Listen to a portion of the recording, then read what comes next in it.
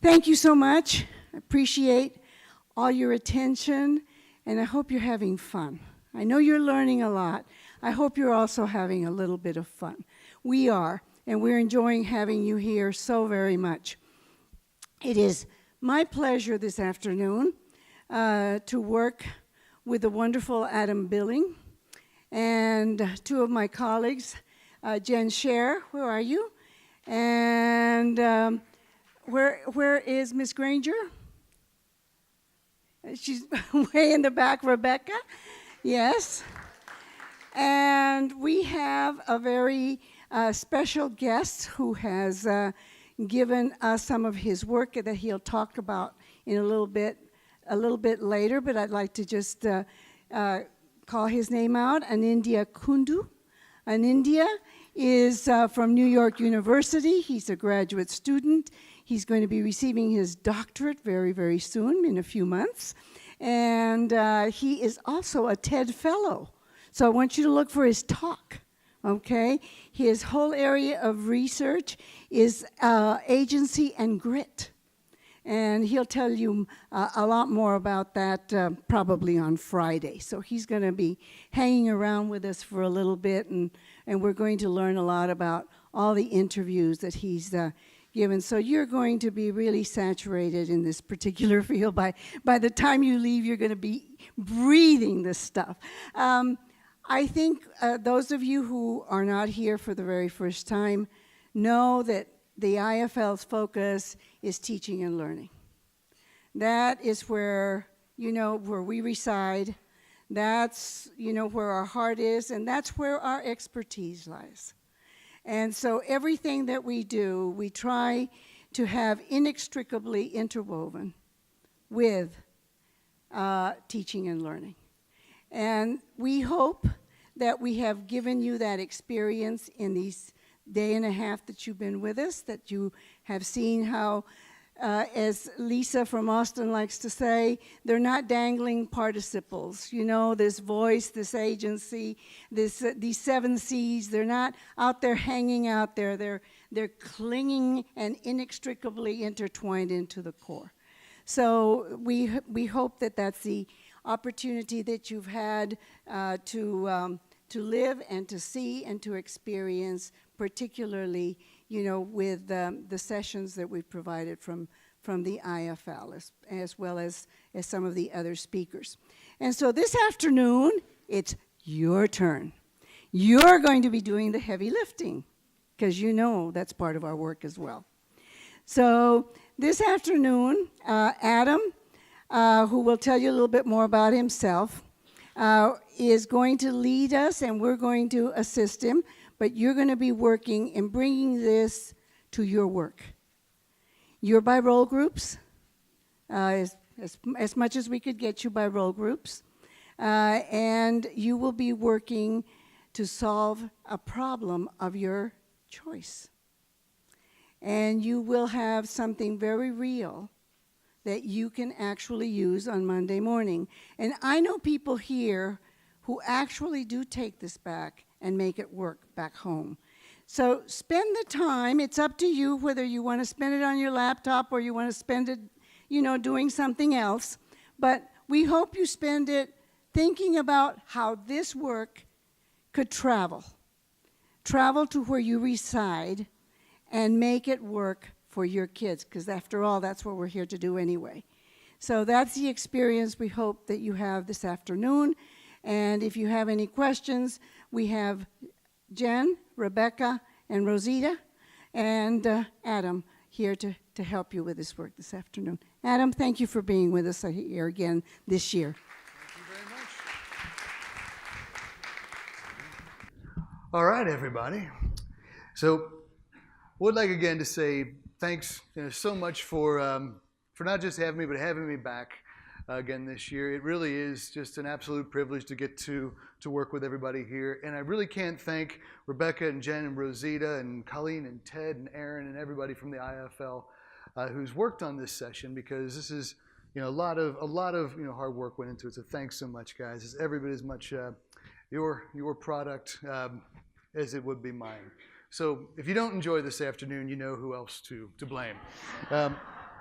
Okay, so let's just jump into it. So first of all, so yeah, my name is Adam, and so we're going to be talking about something called design thinking this afternoon. Let me just get a quick show of hands. Who, before coming into this session, who's heard of, kind of familiar with design thinking? Heard of? Okay, good. I like that some folks qualified that. Just so I'm in the heard of camp. Okay, no, that's good. That's good to know. That's good. So yeah, if you don't have any knowledge at all, none is required. We're going to do a little bit of intro up front, and then as Rosita said, we're going to jump into applying some of these principles.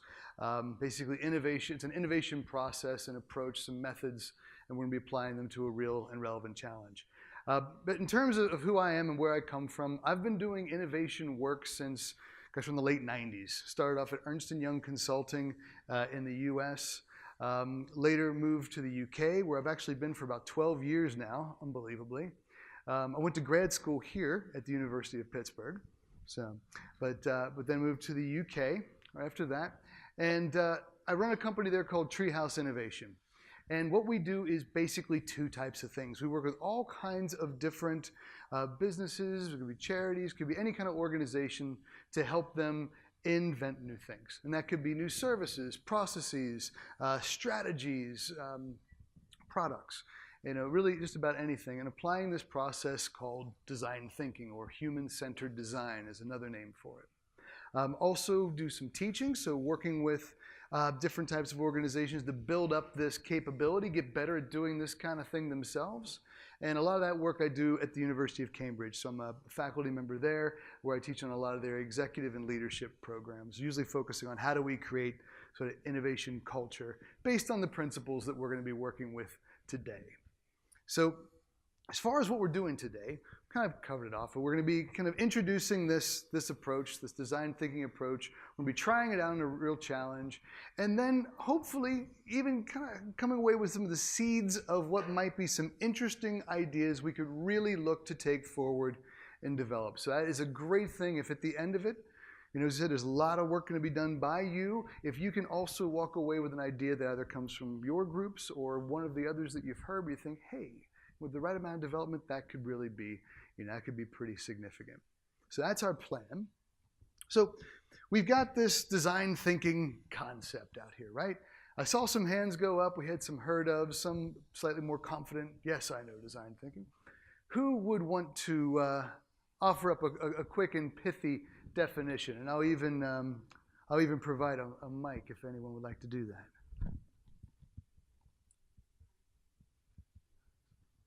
So I warned you guys this was going to be kind of an interactive session. This is one of those moments coming fast and furious right at you. Okay, thank you very much. What do you think?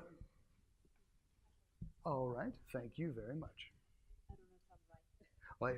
Well, there's no such thing as wrong here. So design thinking for me is taking an idea or taking a product or something that we have and making it better, but it's through collaboration in a group where we are sharing ideas of how we can make it better. Yeah, that is an absolutely beautiful definition. Perfect. Anybody want to add anything to that? I concur with what you said, and I think I would add that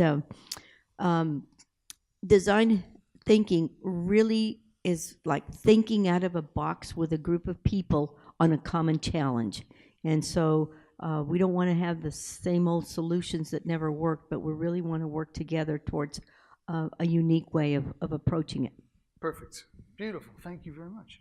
And, the only thing I would add is that while you're solving that problem and coming up with those solutions, that you're testing those problems and testing those solutions, Yep. seeing how they work, and then going back. And so it's not a linear process, but more of a squiggly line. yes. Yes. Very, very, very correct. Yes. Right back here. Thank you, Rosita. Also, part of what my understanding is we try to draw a vision of what that design may look like within your group, and through collaboration that you you create an overall image, and then you look at what might be some of the features that could interfere with the process that you have in mind. What are some things that are going to support it? What are some of those obstacles that challenges that you'll have to overcome? Great. Thank you very much. No, that is right. And I think a lot of what you said, absolutely right on. And I think it ties really neatly in with that iteration and testing piece. Yeah, definitely. Thank you. I just think that it's important to note that design thinking requires us to remove all obstacles and barriers of our thinking and be okay with constantly iterating and redesigning throughout the whole process. Yep, that absolutely perfect. I mean, so honestly, there's clearly a lot of familiarity in the room here, and that's a great starting point. The one thing I would say in terms of those removing obstacles, probably the biggest one to remove typically is our own bias, our own assumptions that we think we know the answers, that we think we have, kind of solutions ready to go that are going to fit the problem, and I think work with a lot of really senior teams of really expert people, right, whatever domain it might be. And that is the toughest thing, to assume what we call a beginner's mindset when approaching a problem and just trying to deeply empathize with the person we're designing for and set aside everything we know and every theory we might have. And that is typically the biggest barrier. So I'd ask everybody, a room full of experts that we have, is to really try to assume that beginner's mindset as we come into this challenge and see where it takes you. Okay, so thank you for that. There's a company called IDEO out there who are really vocal champions of this approach. Anybody know IDEO? Heard of those guys? Okay, so yeah, they're out there.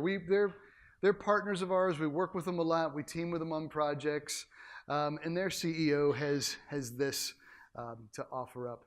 And I think we've covered a lot of it already by way of a definition. And the only thing I would really call out in addition is this idea of starting with people. So, and we'll see what we mean by that. It's really about starting with people before anything else. So, looking at a sort of simple Venn diagram here of what any solution that comes out of any problem-solving process or any innovation process, every solution, for it to be a good solution, for it to work, has to hit these three really fundamental criteria. We talk about desirability, feasibility, and viability. Now, by desirable, we mean, does the user want it? And by user, we could be talking about a student, a teacher, a customer, a client, a patient, whomever, but the person we're designing for. We just use that term user very broadly. Okay? So do they care about it? Do they want it? Feasibility, that is it technically possible? Do we have the technology we need? Do we have the human resources that we need? Are we able to make it? Can we create it, implement it, whatever it is? And then there's the last bit, viability. This is the business case. So will this solution, once it's out there, will it sustain itself financially? Right? So at the end of the day, all three of these criteria need to be met for any solution to hold up, to be successful. Missing any one of them and they don't have it. But we always, with design thinking, start with people. And we spend a lot of time there first getting that right before we move on to how are we going to do it? What's the solution look like? How does it work? And how is it going to sustain itself financially? Okay. This is just a slide put up here just to show this diversity of types of organizations that we work with in this type of work. So anything from film to professional services to video games, media, across the medical web, anything, right? So it's very much an industry agnostic kind of approach. Why do they use it? Just a lot of the things that we're saying here. It's not just about innovating and designing new things, but it's a fundamentally different way of approaching problem solving by looking for insights, connecting closely with your users, whoever they are, be they internally or externally from your organization, and ultimately just coming up with a way of responding to the increasing pace of change to innovate and be creative in a bit more sort of predictable and regular, habitual kind of way. Okay, so here is design thinking framework. Now, this is, as has already been pointed out, this is a beautifully simple, linear articulation of what is, in real life, a very messy, zigzaggy, squirrely-lined kind of process. But essentially, this is the fundamental flow that you would go through in any kind of design thinking effort. Now, if we were going through a design thinking project using this, we would take about 16, maybe 18 weeks. You're going to be moving through this same process this afternoon, and you're going to be doing it in about 3 hours. So be prepared for some time crunch and a little bit of compression there. But here's how it works. So 3 main phases. You've got inspire, ideate, and implement. And in the inspire phase, you start off by framing or defining the challenge. What is it we're looking to innovate around? Where's our problem space, right? So from that, we then think, who are the people involved? Who are the users? Like I said, could be students, could be customers, could be patients, could be anyone. We go out and then we observe using very primary research methods, trying to really deeply understand people. Do lots of first-hand observations. Take those observations, pull those together to form insights into what really matters most to this group. We use those insights to then frame much more narrowly defined opportunities, much more focused opportunities within our broader challenge, which we then go and generate lots of potential ideas for. Brainstorming, lateral thinking, using divergent thinking techniques that you guys might be familiar with. From those, we pull a few of those ideas forward. That goes into a very iterative cycle of prototyping and experimentation, like we've already talked about. So I'll just pause here for a second. How is this similar or different to the way you currently approach innovation or problem solving in your organizations today? We had a right here. Oh, thank you, sir. There you go. I'm not speaking. Yes. Gonna double mic this one. Okay. That one was dead. Okay, I'm dead now. Okay. All right, what I'm about to say is not about the district that I'm moving into on June the 1st, but a district that I came from. So what would happen there is one person would come up with a great idea, and so then it was my job to then make sure that we had it all mapped out, and then we just went out there and did it. And if it wasn't working, we'd work harder at making it work. There you go. So the deal is that I'm thinking, wow, wouldn't it be great if we could have had a different approach to it? Because I think we spend as much energy into making it work than we did at anything else. And so really never got it to take hold where we were really excited about it. It was just so much work that I thought, do not have any more ideas, because it was a lot. Yeah. No, that is not an unfamiliar case. And I think that'll become really relevant when we get to this piece of it. We talk about how we try to, still a heck of a lot of work, but how we kind of create that forward momentum through a lot of quick learnings. Anybody else got anything to throw in? How's this similar or different to the way you currently approach things?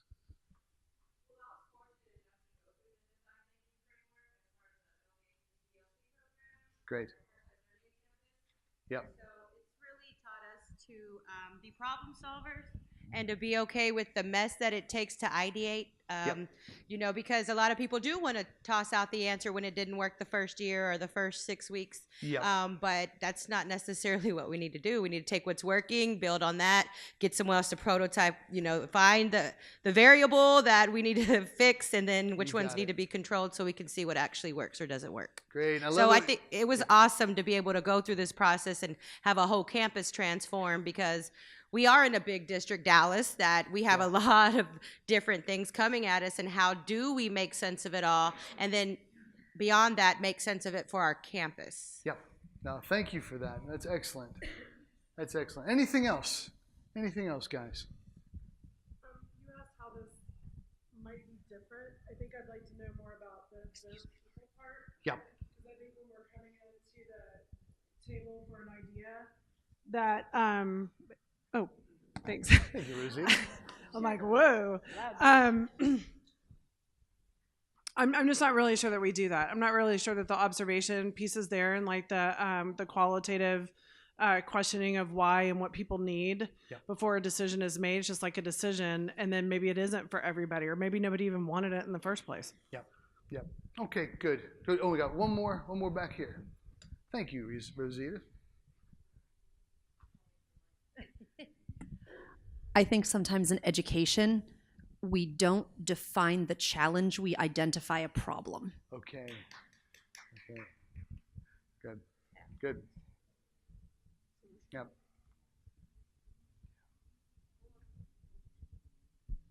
And it takes, you can go through the training, but it takes a change agent mindset to be able to have the patience and support to encourage and inspire the adults that normally don't want to change to do it for whatever the outcome is, especially if they can't see it. Yeah. Like if it's not immediate. Yeah, absolutely. And honestly, not only will if it is innovative, if it is really new, it's going to scare the heck out of people, and they're not going to see it. It's the hardest battle to fight. What was it Einstein that said, if at first an idea doesn't sound completely absurd, then it has no hope? It is. Yeah, it is not easy. We talk a lot. It's a bit beyond the scope of what we're here to talk about today. But in the last few years, our work has moved much more towards the realm not just of innovation, but innovation and change. Because the one thing we've seen firsthand so many times, it's one thing to come up with lots of great solutions, but that's step one. You also have to be able to align the organization around those great solutions, or they just end up as sort of best kept secrets. They just don't get off the ground. It's really tough. Yeah.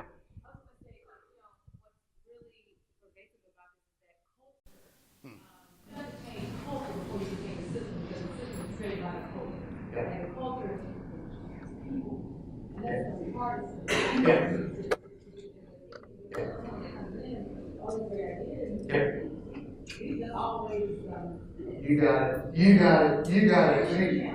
Absolutely. At the end of the day, you got it. I mean, without talking about it in terms of a cultural shift, of a mindset shift, you can't expect for that big traction to happen. But I'll tell you, the one thing I would encourage everybody to do as we go through this, I mean, you're looking at a process here, right? There's a flow, there's some steps, and there's something nice about that, because it's almost like, it's a map to an outcome. But far more important than that are the things that we're going to try. Some of the specific little techniques we're going to use. Some of the different mindsets we're going to inhabit while we're using them. I would really encourage everybody to take those things back and try them out in a really ad hoc, simple, low-risk way, and just start doing a few things a little bit differently. Because we found the organizations that really get the most out of this aren't the ones that try to implement it as a new way of doing things, but rather just start trying some stuff out, having some successes. Because then when people see something working well, then there's a lot smaller challenge of trying to convince them what's in it for them to do things differently, because they just had a good experience with it. And that's all about just going out there and trying stuff. Okay, so in the spirit of trying stuff, let's go and let's talk a little bit more about how this works and how it comes together. So I'm going to give us a quick example here, because I think this illustrates a bit of this starting with people concept, and gives a kind of a simple example of how this thing kind of works. So Bank of America a few years back went to IDEO. They wanted to design a new product of some sort. They weren't sure what it was going to be, but they were targeting boomer age women in the U.S. And as opposed to just locking everybody in a room and saying, okay, what should we do? They sent some teams out to do some of this primary research. Now, some of the things that they observed in the field were that this person rounded up when she paid her utility bills. Okay, so you might be wondering why, but they just by talking to the person, so they did for speed, ease, convenience, peace of mind, because it rolled over to the next month. So, okay, nice even ledger, nice even numbers on the ledger. Also found that when people paid cash, often they would get some change, put it in their pocket, take it home, and then pop it into a jar on a dresser. Also, from speaking with folks, they realized that a lot of people just have a difficult time kind of keeping up the discipline to save on any regular basis. So they took these findings, these observations, as well as lots of other stuff, brought it through that kind of process that we just looked at. So developed some ideas, prototyped a few, did lots of experimentation, and ultimately came out with something called the Keep the Change program. Keep the Change program is really, really simple. So the Keep the Change program is a debit card. Every time you use it, maybe some of you folks know this or have this, every time you use it, it rounds every transaction up to the nearest whole dollar amount. And that rounded up amount gets automatically deposited into a savings account for that customer. Pretty simple, right? That simple little idea, since it launched, I think they're up to like 12 million new customers and 3.1 billion in additional savings for the bank. So this was a huge, huge success for these guys. And the reason I tell this story is something we can all relate to. It's a simple little concept. But if you had asked any of those users, hey, what would you like? Do you think any of them would have been able to express the Keep the Change program? Right? So if you would have asked them, they wouldn't have been able to tell you, but clearly it was something that they wanted, but didn't know to ask it. It's kind of like you guys know the Henry Ford quote. If I had asked people what they wanted, they would have just said faster horses, right?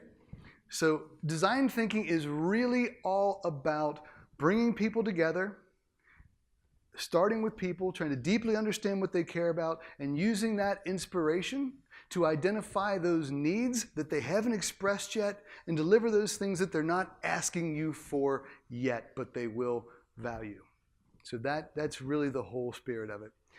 Just really quickly, I'm not going to spend too much time on these because I want to get you guys working, and you can check all this stuff out on your own as well. It's all out there on the web. Just a couple applications in education. This is an interesting one in Innova Schools. So they basically got to build a school system from the ground up. I think there's something like 20 or 29 of these schools now in Peru. Had a lot of private investment that went into it to start them up. But they basically pulled together an incredibly diverse group of architects, engineers, educators, ethnographers. So a classically multidisciplinary team to build this.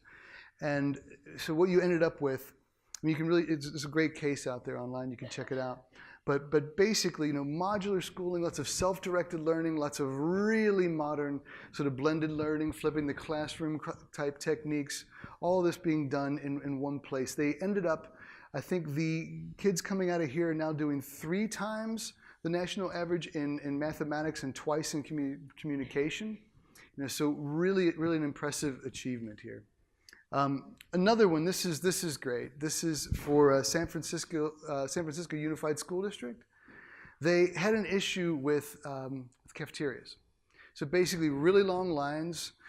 Kids were getting totally rushed, not even sticking around or having enough time before having to go back to a class to eat their lunch.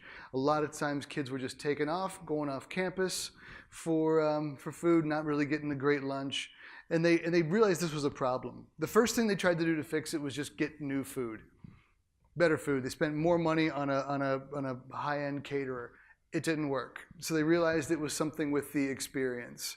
So again, convened a very multidisciplinary group. So students, teachers, nutritionists, principals, people from the community, all together to say, how do we improve this experience? And what emerged was something really novel. Again, something you can check out after the session here.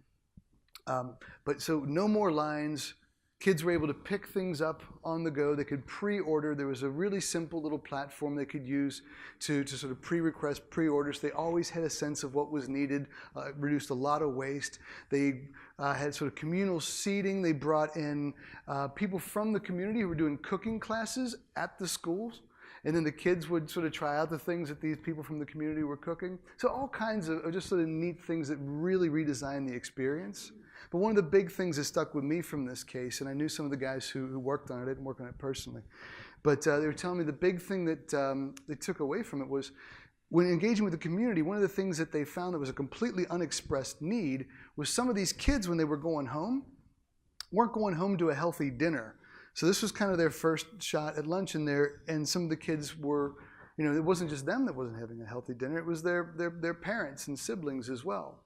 So as part of this new cafeteria experience, they also had a simple way for kids to grab a couple things on the way out to bring back home to their families. Just thought it was really sharp. So I think, again, don't get hung up on a process. Think about those core principles, you know, trying things out, starting with people, iterating, you know, rapid experimentation. A lot of the things that we're going to try out now as we jump into our own challenge, and think about how you can bring little pieces of that back. So let's jump into the first phase of our work here together, which would be phase 1. You guys remember Inspire? We have Inspire, Ideate, Implement. So that means we're going to be defining the challenge, observing people, and forming insights. And that is going to be our really big focus for this session. We're going to try a few different techniques. This is our challenge. So how might we enable students to develop greater agency in the classroom and in life? Does that feel like a worthwhile challenge for the afternoon? Okay. Okay, so that is our overarching design challenge. Now, as Rosita mentioned, as this process goes along, you will, in your teams, start to get the opportunity to get more focused within this, but this is the overarching challenge that's uniting all of us. Now, here's a definition of agency that I believe you've all seen before.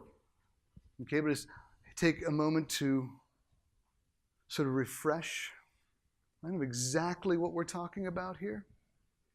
So it's all about taking an active path in one's own life, intentionality. Okay, so that's sort of our shared working definition around agency for this session. So let's talk a little bit about how we go out and observe in some of the work that we do and how it's done. So the purpose of this kind of research, very different than a lot of sort of the big data, you know, trying to get large N populations, you know, try to identify trends. It's not that. All that stuff obviously has its place and has great value. But with this type of research, it's much smaller groups and it's much more intimate, because what our goal is to gain empathy and inspiration. Right? And we try to get not just what people say and do, but we try to get down to what they think and they feel, and sometimes the differences that can happen in there. One story that if you a few familiar faces in here, a story that you will have heard before, because it's the best story from my own personal experience that illustrates that difference, was a couple years ago now. We were working with a fresh produce distributor in the UK. And they wanted to innovate around berries, like blueberries, strawberries, raspberries. And we'd never done a project like that, so we thought it'd be kind of interesting. Excuse me.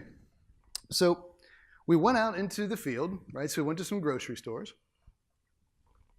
And we did sort of the classic field research, just watching people, you know, for a bit. And there was one woman, I will never forget her. She was walking down the aisle, and the first thing that she did was reach down and grab a grape off the stalk, pop it in her mouth, and eat it. So that was pretty bold. So she keeps walking down, and then she gets to this basket of raspberries. So she picks those up, and we're just observing at this point. And she's shaking them, she's smelling them, she's holding them up to the light, doing all this stuff with them. Then she comes back around, and that's when we stopped her, and we actually asked her the question now, how do you make your berry buying decision? And she told us on price as her sole criteria. Her sole criteria was price. And that, we were surprised. But do you think she was lying to us? I don't think she was. I mean, having met this woman personally, I don't think for 1 second she was conscious of all that stuff she was doing, how she was interacting. It came so naturally to her. It didn't occur to her as something being worth mentioning, right? So the things that you can observe, you know, by just being very objective observing and not just asking, it's a whole different level. That's why we try to get that real field observation. If you just survey someone, you know, if she'd received a survey, all we'd know about her is that she's, you know, price sensitive. So how do we go about this stuff? We don't, if you think about a normal distribution of a population, right? So we don't think about those people in the middle, right? We don't think about the average students. You know, we think about we talk about extreme users. So people who are amateurs, professionals, you know, advanced, you know, are struggling, someone who loves it, hates it, does it all the time, never does it at all. You know, whatever it is, the extremes. But why do you think we observe the extremes and not the folks in the middle, the average in any population? So again, I hear some stuff. Come on. The extremes are consistent? No. Yes. That was an unbelievable demonstration of consistency. Suzanne, I think you might be an extreme loser. Yeah. So, go ahead. I'm going to say that maybe they're the most difficult to please or to work with, the extreme users. If we could get it right there, then pretty much the middle.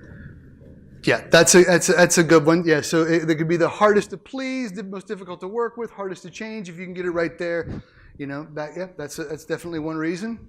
What else? Maybe because they stick out so much. Yeah.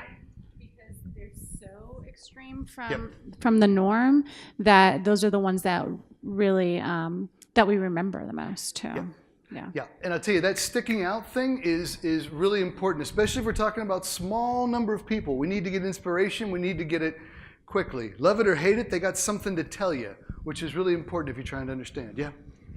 Could it be that you're also trying to move people from one end to the other, like maybe people that don't use your product and to people that do use your product? Yeah, there could be some behaviors on one end that are desirable. People are doing it. We're trying to figure out why are they doing it. If they're not doing it, we're trying to figure out why they're not doing it. Yeah. Yep, right here. Gerald? You would have. I think we assume we're already meeting the needs of the people in the middle. We don't need to influence them. Okay, now that's a good point. We're assuming that we've got those. So if I understand correctly, you're saying we're assuming that we're meeting the needs of the people in the middle. I think I understand. And one thing I would add to that is when we look at the extremes, we are not designing just for the extremes, right? So we don't want a solution that is, you know, only going to be for someone who loves it or for someone who hates it. We use those extremes, remember, to gain inspiration, right, and empathy with people who have sort of strong feelings about it. The ultimate solutions that we come up with, though, need to be relevant for those folks in the middle. But I think to your point, if you were to observe or ask or engage with the folks in the middle, they might not have much to tell you. They might not be able to express that need or what's working well or what's not working not. If someone loves it or hates it, at least they got something to tell you. Folks in the middle might be, meh, it's fine, how are things? Okay, right? So the extremes can give you that insight a lot more quickly. All right. So what do we look for? So we talk about 3 categories, and we're going to get you guys moving on doing a bit of this here yourself in a moment. We talk about things that people care about, things that surprise you, adaptations and workarounds.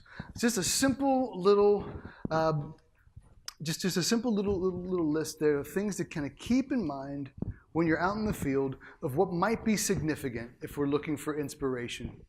Okay, so care about, that can be anytime you see pain, joy, anxiety, anything where there's an emotional response, anything that surprises you, anything that's out of the ordinary. Workarounds and adaptations, sometimes these are the hardest to spot, but this is kind of whenever you see someone doing something a little bit differently to make the world work a bit better for them. That was not part of the, let's see here. What do we think, guys?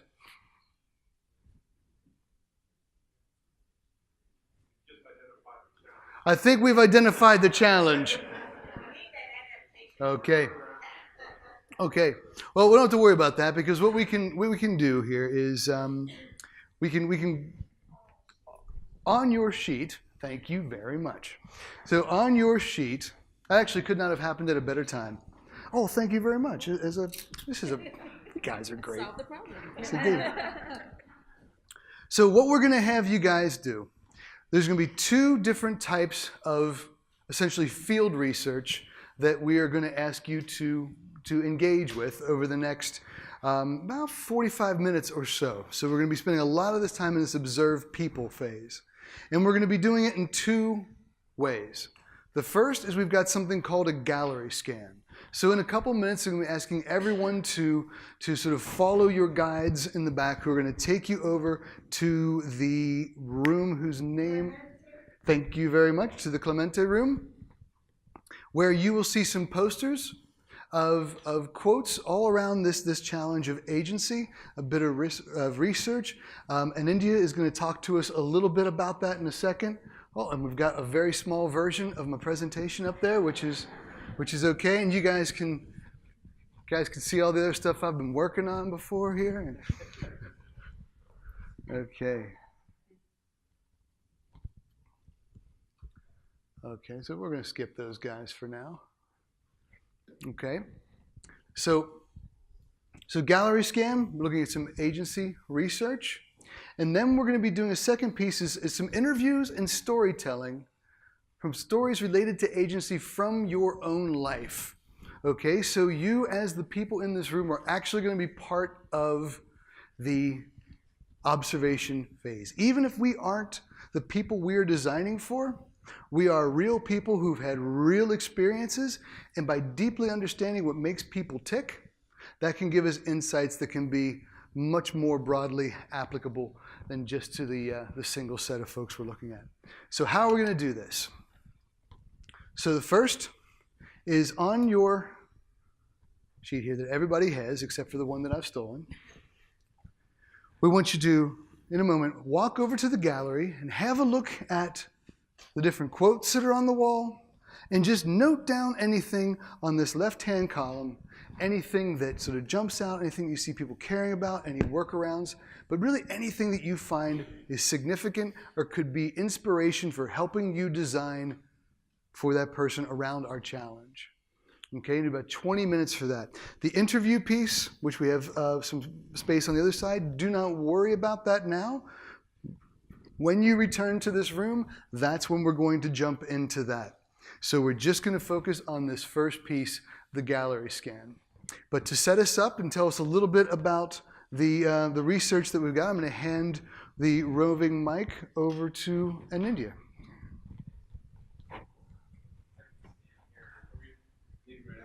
Yeah, we're heading right out. Okay, so I'll stand here. So very excited to share some of my research with you all. We will be going into the gallery space, and you'll see lots of quotes from students who I've interviewed.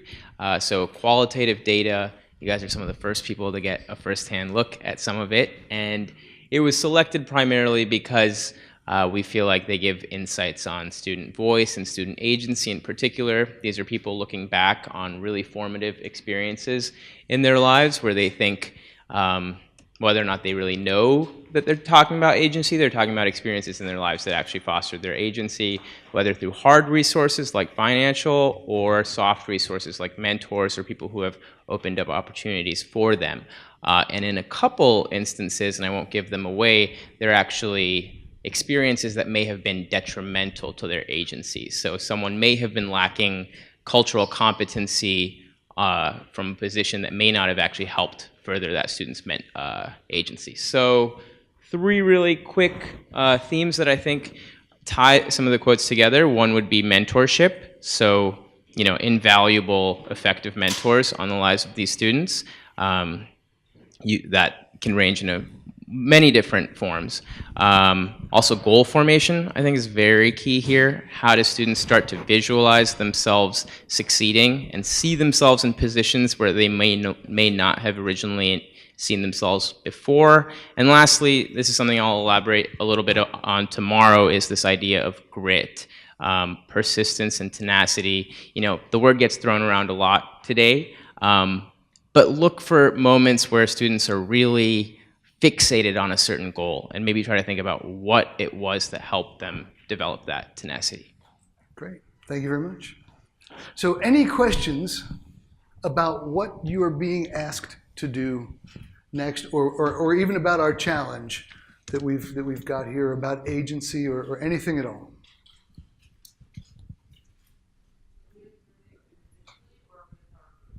So you've got your own individual clipboard. So this is kind of an individual exercise. If you guys want to hang together, there's no problem with that, but it's essentially an individual exercise. I'd really encourage you to think of it kind of as an art gallery. You know, sort of, you'll see a bunch of big posters up there. Take a look, find things that are interesting, move on to the next.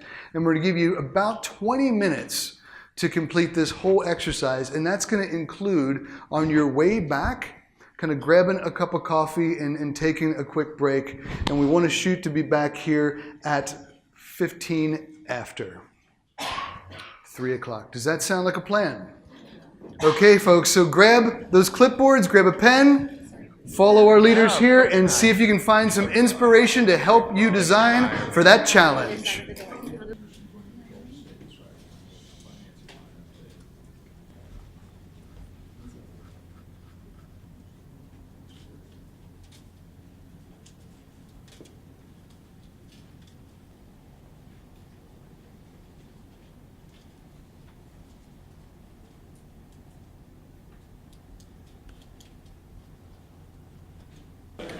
Okay, everybody, here we go. So hopefully we're all kind of getting into this mindset of curiosity. You know, we are the design teams to crack this challenge that we've been set with here. So hopefully you've got, looks like everybody brought some stuff back in, that's great. So we're going to go into now the second bit of field research that we're doing as part of our really accelerated design projects this afternoon. So we've done the gallery scan, and I thought that was fantastic, and I'd really like to just give, the guys put a lot of work into getting all that stuff together, so a quick round of applause for Aaron and thank you for that. It's really, really valuable stuff. Hopefully we've got a good set of first round inspiration for us to start working with. The second bit is going to be around interviewing and storytelling. We're going to practice a couple of techniques that we use out in the field. Some of this stuff might be really familiar to some of you, some of it maybe not.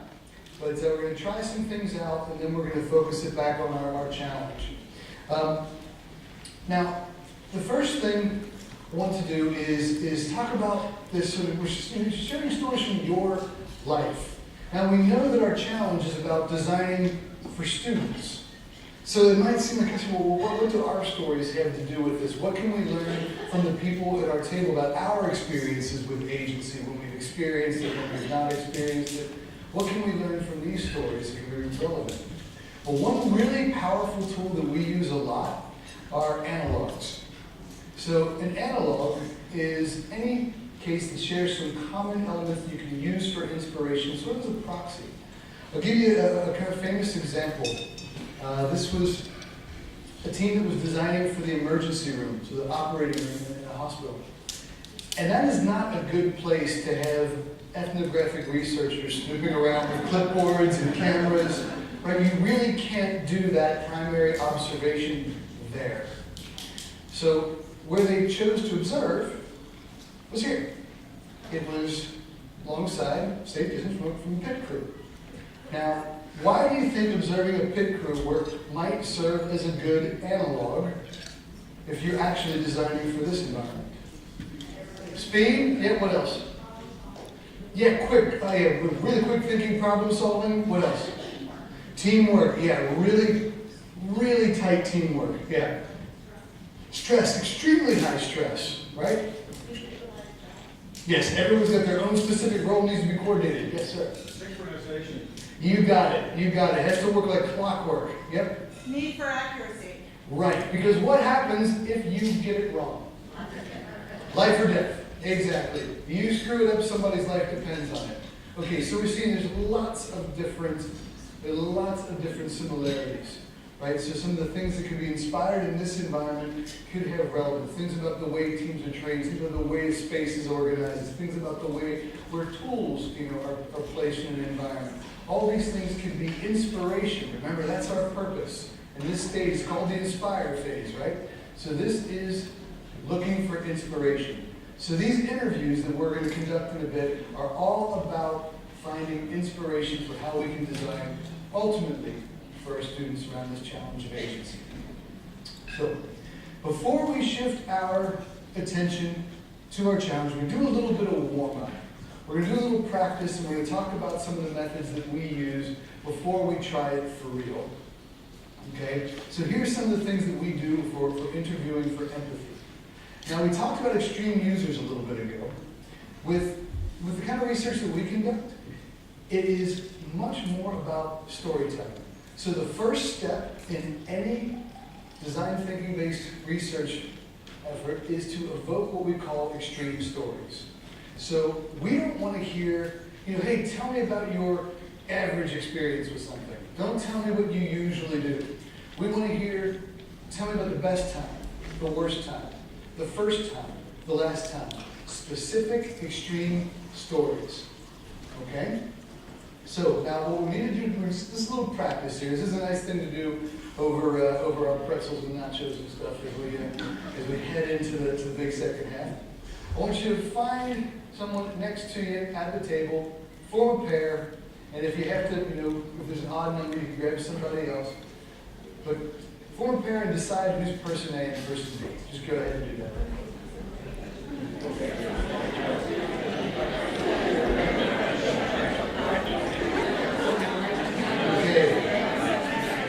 So if you've got an odd number, go ahead and just form a triad. That's okay. Make life easier. And you have 2 A's and 1 B. Okay. All right, so if all of my A's, please raise your hand. Okay, so we got an A in each pair. Good. Okay, your drink reception starts about an hour earlier. So you're okay. So this is just practice. Remember, we're talking about best, first, worst, last, and then we're going to look at questions you can ask to get to more emotional and more tangible types of information. So we're going to do a little exercise. Maybe some of you have done this before. Something called the 5 whys. So person A, consider the last time that you felt overjoyed and share that experience with your counterpart. Person B, ask your counterpart, why did that make you feel so joyful? Listen to their response, and then ask 4 follow-on why questions, and let's see where it gets you. Take about 3 minutes and do that for me. Go.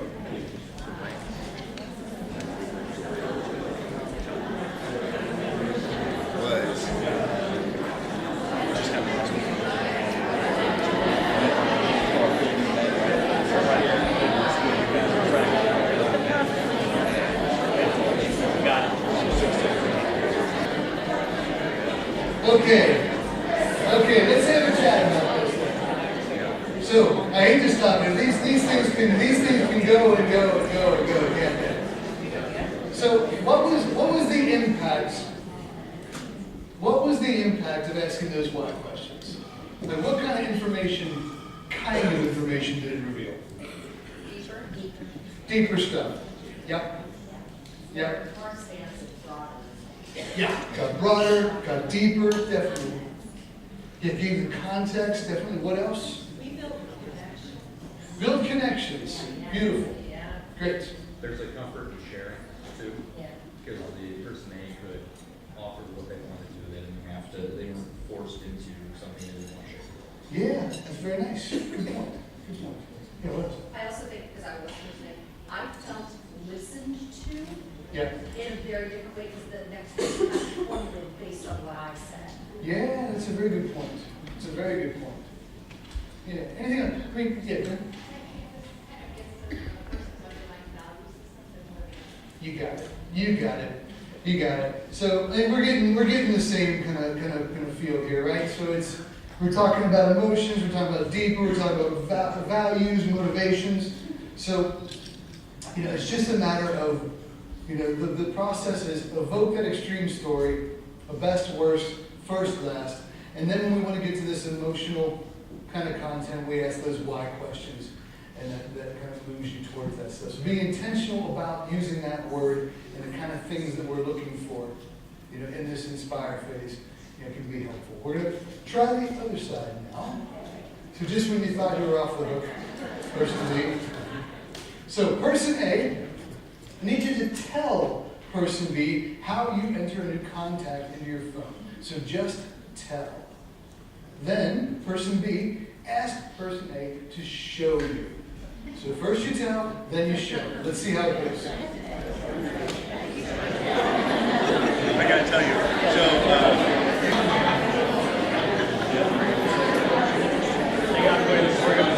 Okay, folks, let's talk about that one. Let's talk about that one.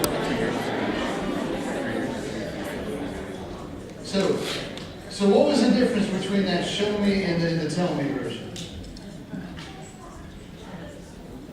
So a lot less talking in the show. Okay. You left out a piece. How does that work? We left out a piece of information. We had added contact with us at one time. We left that out more. Okay. Yeah. Did you guys get that? So leaving some info got left out in the verbal version. Yeah. We kind of quit. We didn't care. We You thought quit it was. and didn't care. Oh, Well, that's there was no interest there. It didn't keep our attention because we saw that there really aren't that many ways to do it. We both knew them. It just wasn't inspiring. But in all fairness, it was really boring telling each other, and then we decided to watch them, and it became more collaborative. So here, it was like somebody was an expert telling me what to do with the phone, and over here, it was collaborative, and I think they even high-fived and said boom or something. So it got a little bit more. Technology. You guys are taking this ethnographic research thing to a whole new level. Your table is becoming your subject. Good. Yes. Hard to remember. Yeah. So much easier to digest. Yeah, hard to remember, to tell all the details of things you do so automatically, so showing becomes, a lot more powerful. Anything else? I think we're hitting it here. Yeah, that's the truth. It is what it is. You see the facts, you see the tangible stuff, right? So probably not shockingly, these what questions, how questions can bring you down into this level of more tangible details. And the great thing, if you can actually be, in context with the person that you are speaking with, show me how you do that. Right? If they can actually be there and show you, how do you prepare a lesson plan? Show me how you do it. The things that will jump out that person would not tell you can be really dramatic. Give a lot more detail. And another thing too, ask somebody to draw it. Whenever it's something we do, it's just like such a reflex now. As soon as someone starts explaining anything that sounds like a process or a flow, you give them a piece of paper. Could you draw that for me? Just changes the whole conversation, really helps refocus. So just a couple of things that we use. Now, we're going to go ahead and try this out for real. So you've got your pairs, and we remember our challenge. We're going to show it to you again, just in case to keep us focused. So our design teams. Now, as a part of our research, keeping in mind that we're looking for inspiration, we're looking at it through the experience relevant to this agency challenge at our tables.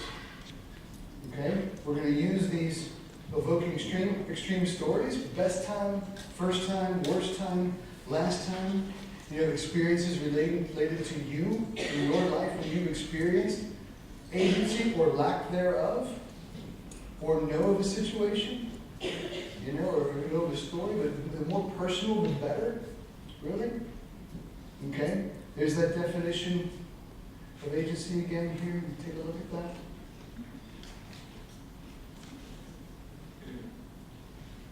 So specific stories. All right, we're going to do some really rapid little interviews. 5 minutes. We cover a lot in 5 minutes. But it's 2 rounds of 5-minute interviews. So first, it's person A telling person B one of those extreme stories from their life. A best, worst, first, last experience you've had related to agency. Okay? And then B, asking those questions. Why? To get to some of the emotional stuff. What's and how questions to get to more of the tangible stuff. Right? If there's an opportunity to get them to illustrate something, go for it. and anything that you learned, capture now on that right-hand side of your template. So it's the gray side of those worksheets you guys have there. So capture anything you've learned in those interviews. It's 5 minutes per person. I will let you know when it's time to flip. You've got 5 minutes. Any questions at all about what we need to be doing? Okay, first round of interviews, starting now. You've got 5 minutes. Go.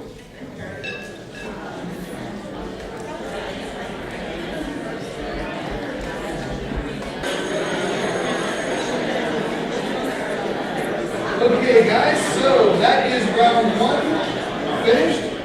Hopefully you've got some good notes taken down. You'll be using it later in the session. So now it's time to go for round 2. So just switch roles, same question, go.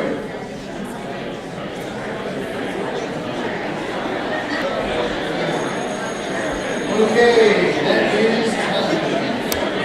Wrap up that second round.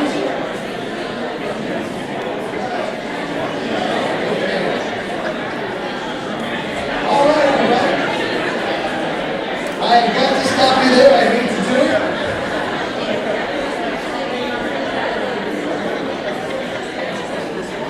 Okay, it's time to wrap.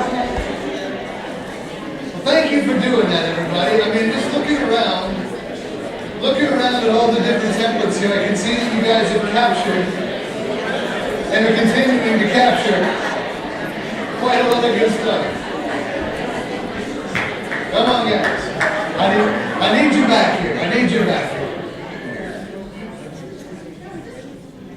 It's awesome. There's some power in that.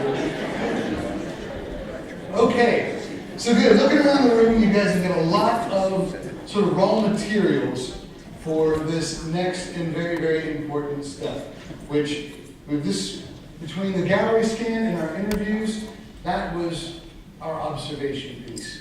Now we're forming some insights. So insights are kind of the why behind what what we're seeing here, right? So what makes a good insight? Just shout out with something. What makes for a good insight? A good insightful insight. What makes for a good insight? What's some criteria you think?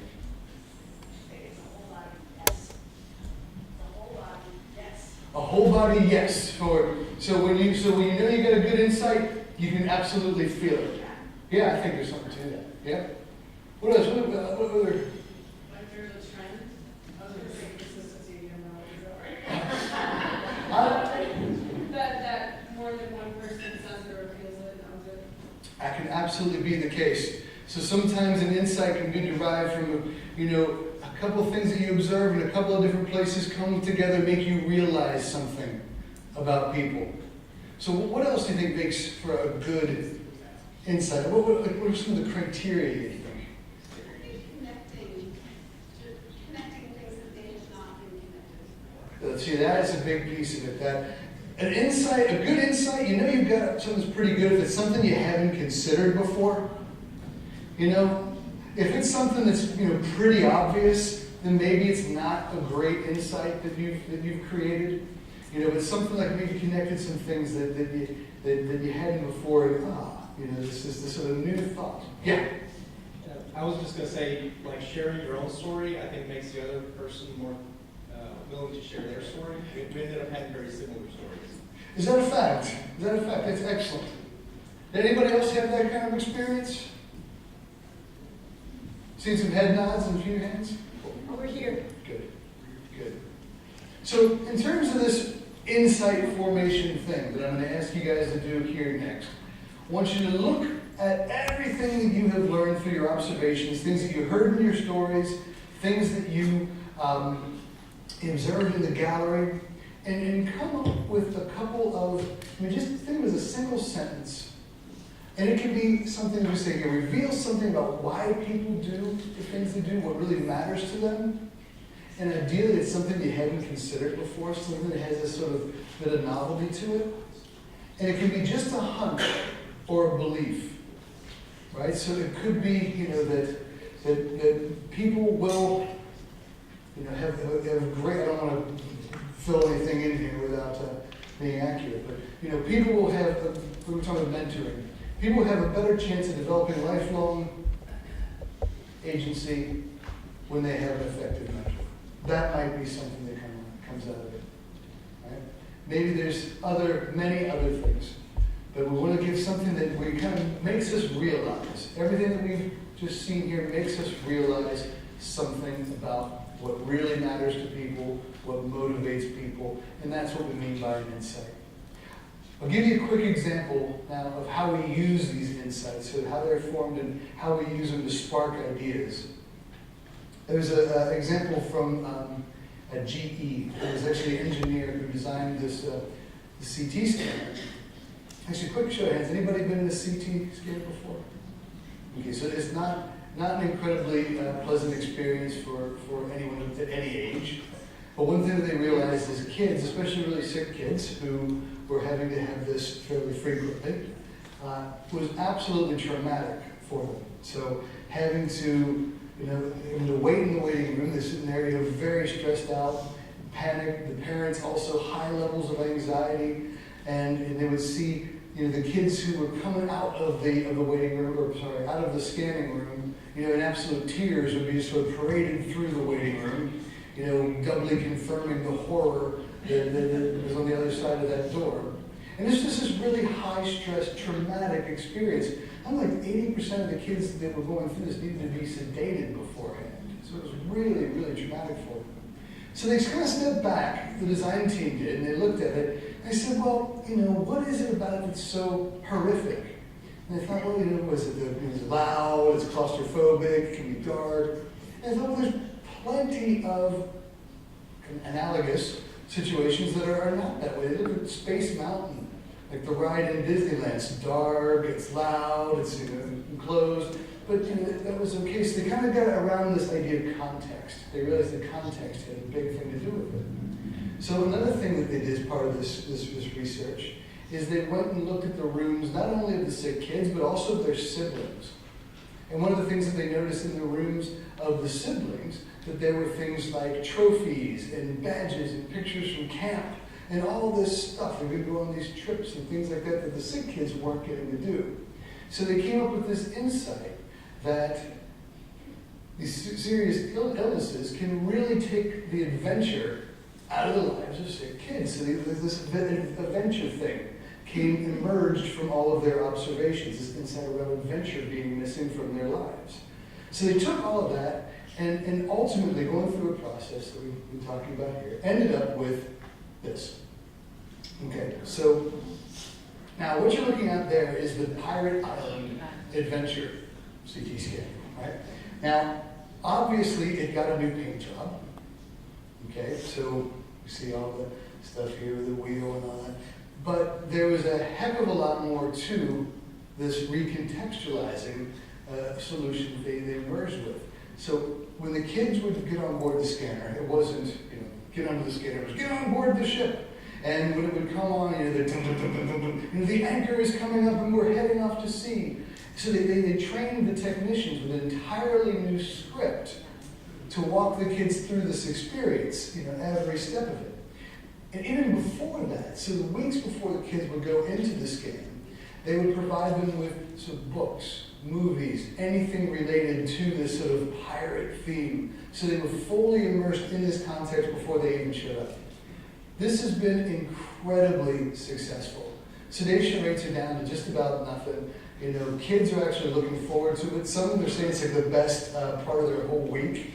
It's been a huge success. I'd say after, maybe when we're all hanging around with the cocktail reception, get your phone out and give a quick Google of CT scan kids themes. You'll see about 100 different versions of this because it's been rolled out all over the place. It's been so successful.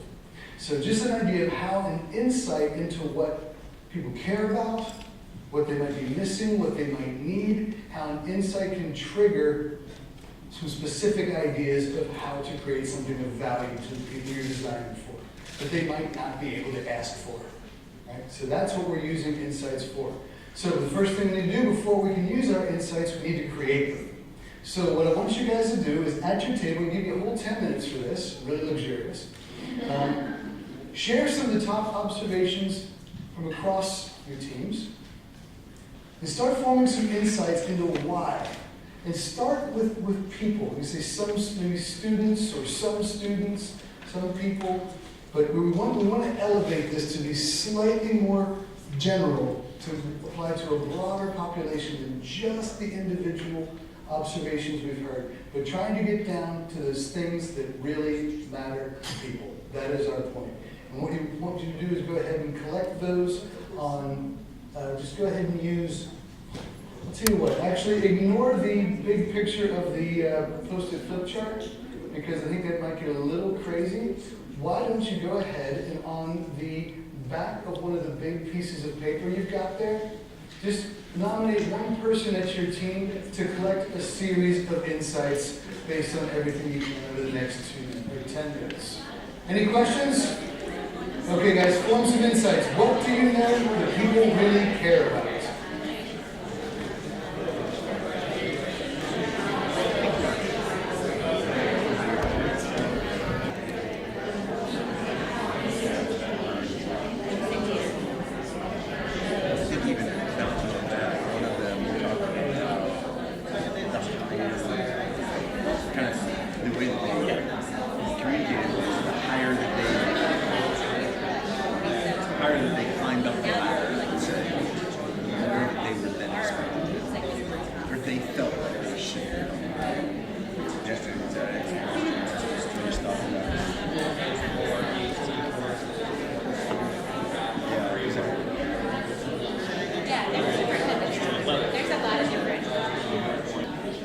Okay, so folks, you have about 3 minutes and change, and don't get hung up on starting everything with some people. It doesn't have to. It's just look for those things that people care about, things that are coming out of your observations, what really matters to people, students in particular.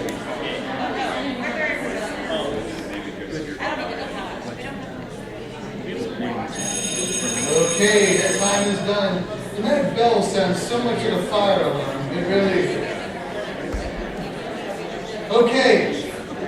All right, we've got one more small step to take before we jump into generating some ideas based on these insights.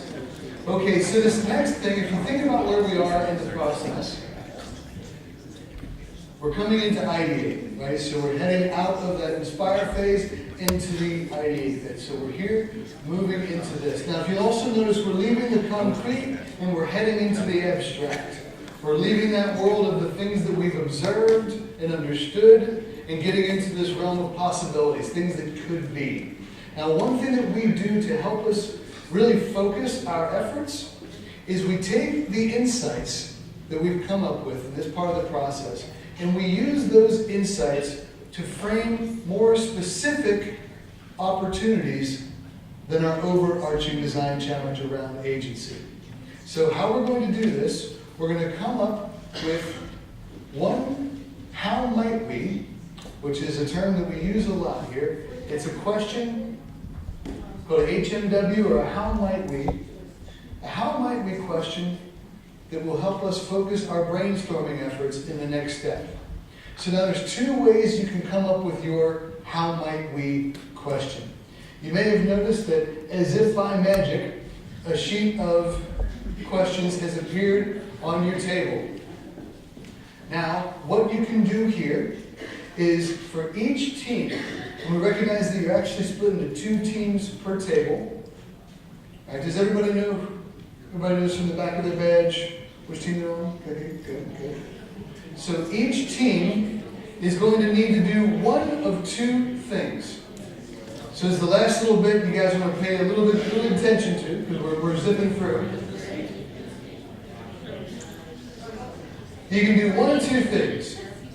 You can either select one of the how might we's that we've pre-prepared for you from this and let that be your team's focus, especially if something that you've already been talking about is represented in here and you think, wow, that is the question that we really have some energy around answering. Go ahead and pick one right off the list. Or if your conversations and your insights have taken you to an entirely different place, you can create your own how might we question that you're going to address. And what we've given you here, as well as on your worksheet, is a really simple little template for creating a good workable how might we. So how might we help or enable or support a person, a student, teacher, administrator? I think here we're really focusing on students to do or achieve something. So that's the kind of format for a how might we brainstorming question. So we're going to give you 10 more minutes, and I don't think you need all 10 minutes. But the way we'll know when you're done is when you have one how might we question written at the top of your team's post-it flip chart here. Okay? So I'm going to get the timer started, but as soon as I see every team having a how might we at the top, then we're going to stop and get ready to go. So either create your own or select one from the list, write it at the top, and we're ready. We've got 10 minutes.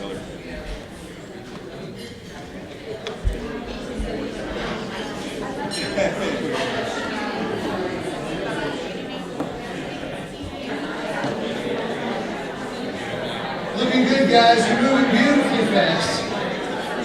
So remember, we're not answering the question yet. We're just writing it. If you've got a question, that means you are done.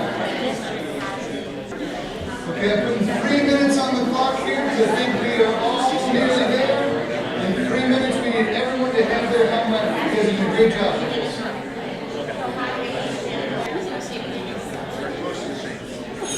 Okay, and that is it. All right, guys, well done. I'm looking around the room here. Looks like everybody's got one. And also really pleased to see the variety of things you guys have selected. So we see a number of how might we's that are focused on students, some of the administrators, some of the teachers, and all variety of different things. So very nicely done. Just a quick process check. Because we still have a good chunk of time. We have 1 hour left. But we also have a good amount of work to do to get to the end of our process here. Is it okay if we move straight on through up to 5:30 without a formal break? And if you need one, just take one. Kind of workshop for adults sort of kind of approach here? Okay, good stuff. That's exactly what we're going to do then. All right, so we've gone ahead. We've got our question. Now this is your team's brainstorming topic. All right, so you've got all this inspiration now. You've got a focused question. Now it's time to start generating some ideas. Now, just a quick test here. Who in this room has participated in a brainstorm in the last 6 months? Okay, good number of folks. So how do you find that experience? Just really quickly, do you think is it good? Is it bad? Does it work? Is it no good? What do you think? Good? Great? I love it. You force the kids to brainstorm meals every night. I like it. It can be an effective tool, definitely. It can be frustrating, I'm hearing. What can be frustrating about it? Judgment. You know it, yeah. It can be too open-ended. It can be uninformed. Yeah, absolutely. Yeah. Anything else? What was that? Yes. So. Yeah. So protocol. I would even say a consistent protocol.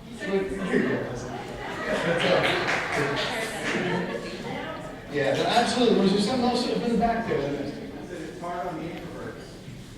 It's hard on the introverts. Hard on the introverts. It's a very, very, very good point. The introverts. Now, one little thing, I don't know if you guys have done this when you run a brainstorm, is before you start, you take the first, say, minute, 2 minutes, and in silence and on your own, list out a few ideas in private. Because what that does is that gives the introverts who want a little time to think and process and reflect. It's not a whole heck of a lot of time, granted, but it gives a little, it also starts with a nice variety. So it's not the first idea that comes out everybody goes for. So what I'm going to do here is I'm not going to give you kind of a one-on-one brainstorming. That's not what we're here for.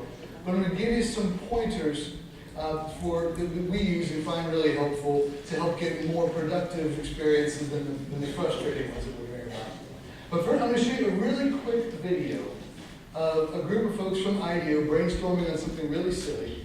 And I want you to put on your sort of anthropologist hat here in a second and see if you can discern some of the rules that this team is following. So take a quick look here and tell me what you see.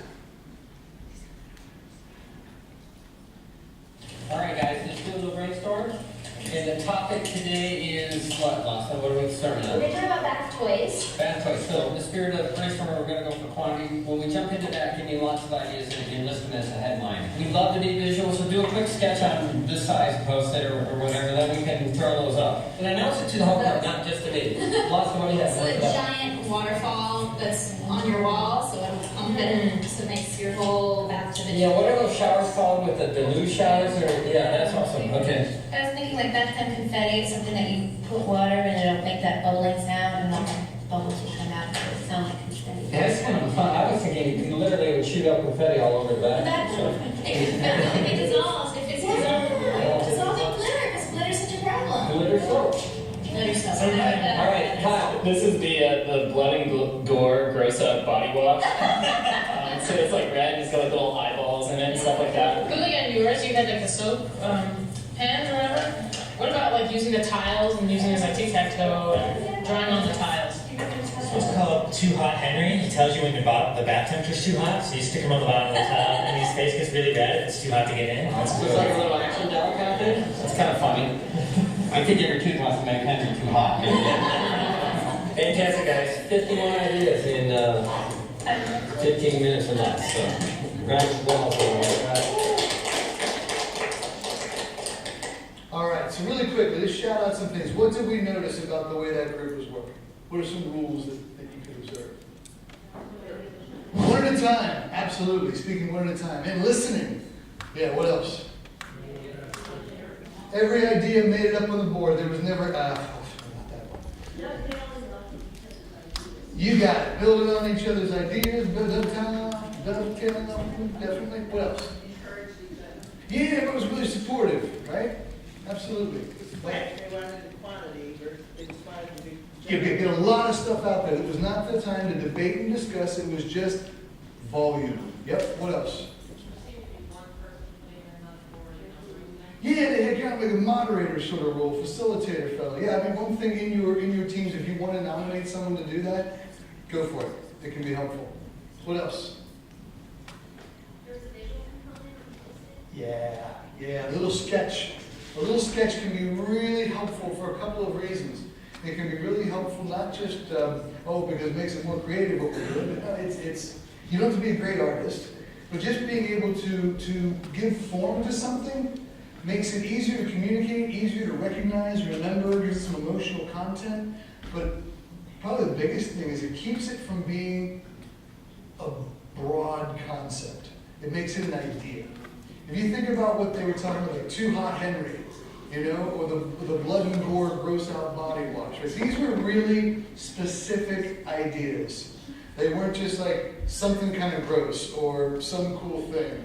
We don't want general blobs of ideas, and being able to draw it helps us get that specificity that we're looking for an actual idea, not a concept.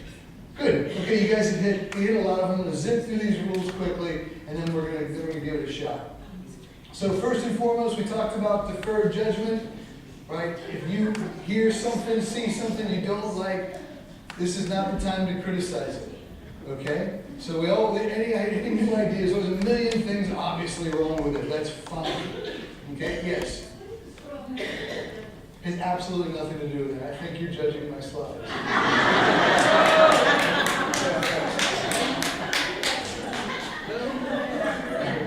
Trying to create a safe space in here. I'll tell you about this deferred judgment. We know we don't want to criticize the ideas of others. But I know if you're anything like me or any normal person, you'll be standing there if you've got your Post-it note and you're thinking, I know what I'm writing here. This isn't very creative, or this is stupid, or they're not going to like this. Or everybody's got that little inner critic that you need to silence in order to get the most out of this. Okay, so deferred judgment for others and apply it to yourself.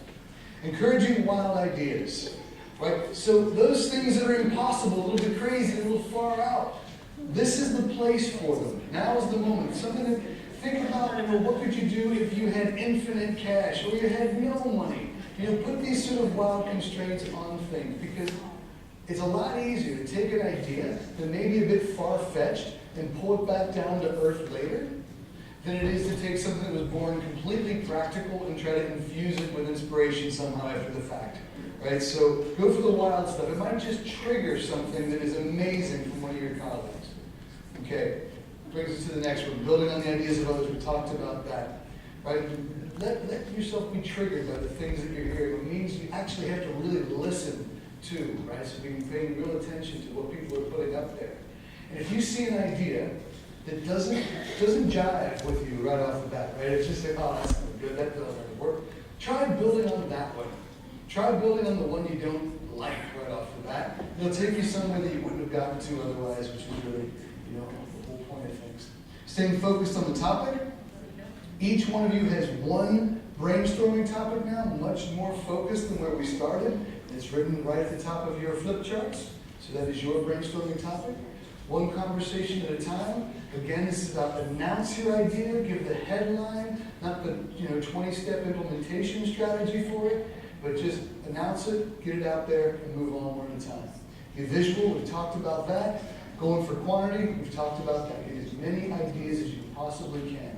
So on your tables, there are a few pads of Post-it notes and some Sharpie markers. So go ahead and just split those up so everybody's got, a nice little inventory of Post-its there. And another thing that I'm not sure if you noticed, what was the team doing physically? They were standing up. So I would ask everyone to go ahead and put your flip chart on your table and stand up.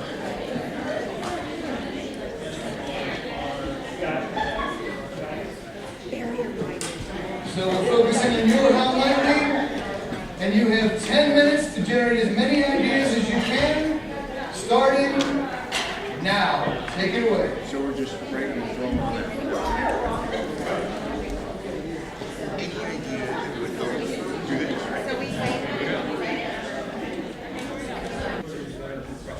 Okay, folks, about 2 minutes have passed, so if you're on your own, working, now's the time to start talking and start going. Get it going with your team. Let's go. Here's some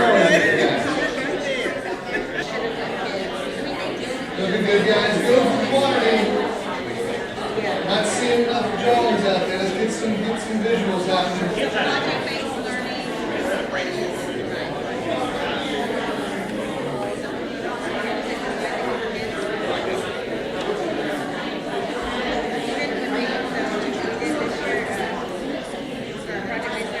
Try using your own insights for inspiration.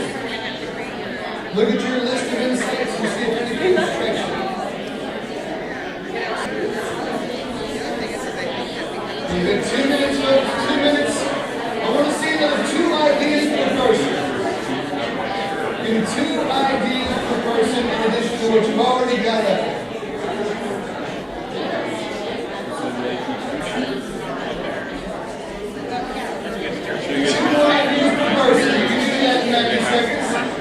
They don't have to be great and crazy. Something ridiculous. It's no more stuff. Go away.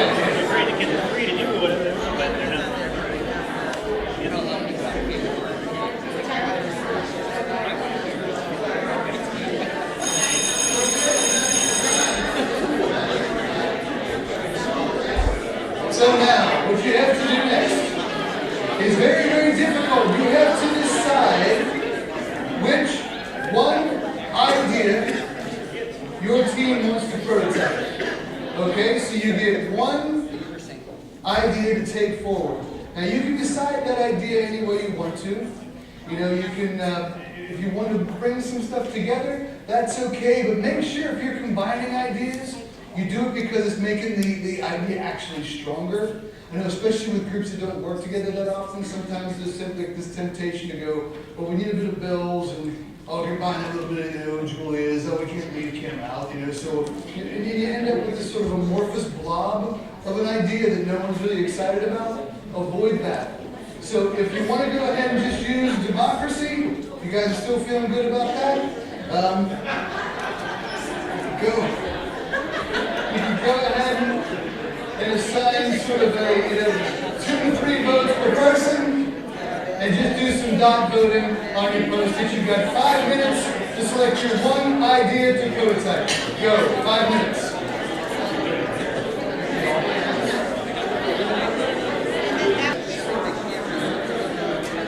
About 2 minutes, guys. 2 minutes to get down to the top idea. Go for something kind of inspiring, something interesting. That's just feasible or easy to implement.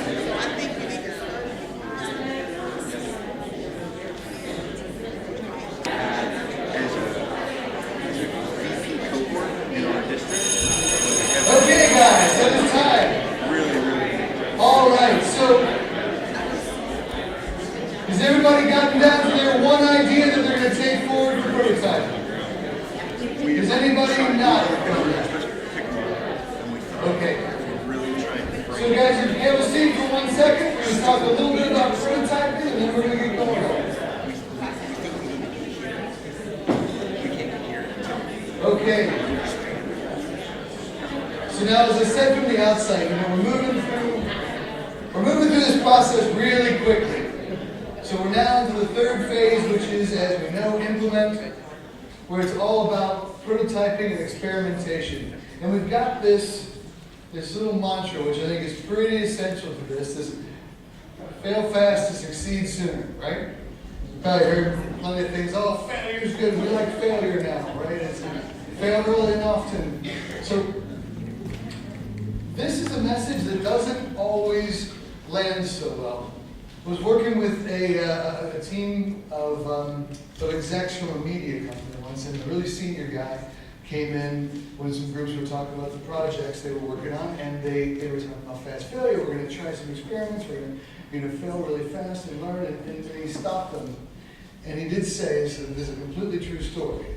He said that in front of everyone, he said, failure is not a word that we use in this organization. In fact, failure is just one small step away from incompetence. And that was the message. Now, yeah, it's pretty heavy. Yeah, so that team that was presenting this stuff back to their, super senior boss, right, who kind of flew in to hear how they've been working, they felt wonderful, right, after hearing that. Super motivated. But I think where it comes from is a misunderstanding, because in a way the guy wasn't wrong. But I think it comes from a misunderstanding of what we mean by failure. I think if the notion is, okay, we have this initiative that we want to roll out in one of our districts, and we spend a lot of time and a lot of money developing it and working on it and falling in love with it, with our team, and then we put it out there and it just doesn't work. So we pull it really quickly. Hey, we failed fast. Good for us. That's not the kind of fast failure we're talking about. What we're talking about by fast failure, and this is a point that came up right at the beginning, is this idea of identifying, I can't remember who said it, identifying those specific variables that you mentioned. Yeah. The specific elements of our idea that are strong and those elements that we need to improve. Every idea, every new idea is born riddled with flaws. The trick is finding those flaws as quickly as possible while those flaws are still really easy and really cheap to fix. I mean, it's not rocket science, but it's something that people just instinctively do not do. And we've seen this in some of the, whatever industry you're talking about, people find this really hard because it still involves showing something they're working on and getting some feedback that something isn't right about it. But developing that habit of getting early feedback can make a huge difference, because then you're fixing things through low risk, low cost experiments, not big failures that cost you loads of time and money. So that's the notion behind it, just the difference in kind of failure. So a way of getting to these failures or early learnings, whatever you want to talk about, however you want to call them, prototyping. There's all kinds of different methods of prototyping. I think that when most of us hear that word, physical things spring to mind. I might think of prototypes at a car show or something like that. Most of the work we do, I'd say around 75–80% of the work that we do is in service or process. Very little product, very little tangible prototyping, and we use a lot of different methods. We'll talk about some of those. So for physical stuff, yeah, this might be kind of the first things you think of. So a mock-up, something really early stage of your thing that you're building. Right? So different levels of development there. And then there's experiential stuff, if it's a service or if it's a process. And the things like a role play can be really, really effective. Like, how is this going to work? Okay, let's act it out. You learn so much more by acting it out. So to expose some of those questions and assumptions you're making. Storyboards are really, really helpful. 9 out of 10 times, when we're at this stage of development where you've just got an idea, and you need to make that sort of first step from post-it into reality, a storyboard is a great first prototype for something that's not a physical thing. So, give you a sense of what a storyboard needs to convey. Let's say this is Uber, okay? Let's say this is the initial concept for the app Uber. First thing to note is artistic prowess is not a must, okay? So it does not have to be beautiful. All it needs to do is show the solution and how the user interacts with it. So here's our guy. He's like, hey, I need a ride home. He gets out the app, pushes, oh, here we go, I need a lift. Price is going to be this, sends it okay. The driver's out there, gets the request, says, wonderful, great, comes pick the guy up, I'm going home. And there you go. The basic concept. So it doesn't have to be greatly detailed, it just has to show the user and how they interact with it. So now, what I'm going to ask you to do is going to sound pretty tough. I won't lie to you, it is. What I'm going to ask you to do is, in a second, get a clean piece of real estate on your flip charts. So take off that other sheet, put it somewhere else. And I need you to create a 4-frame storyboard for your team's top idea and do it in 5 minutes. Okay? So you will have 5 minutes starting in 5, 4, 3, 2, 1, go.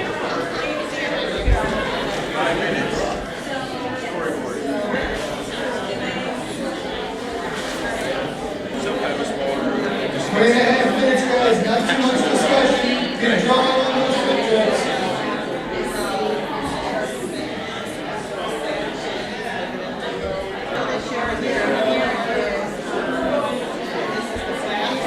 Okay, folks, we got 1 minute. I'm seeing some empty quadrants.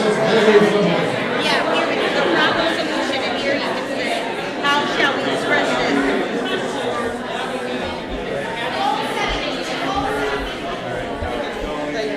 Looking good, looking good, looking good, looking good.